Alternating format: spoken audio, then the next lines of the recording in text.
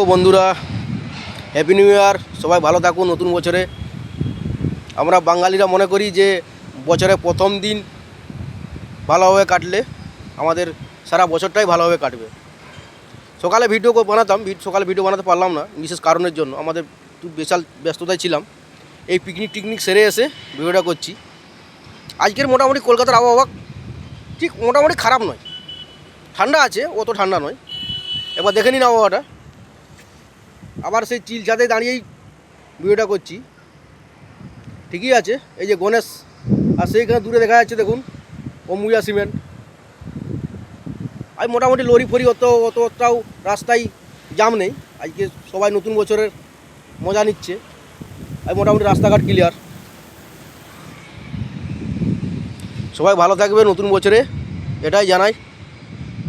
আমরা মোটামুটি আছি, মোটামুটি কেটে যাচ্ছে আপনাদের আশীর্বাদে।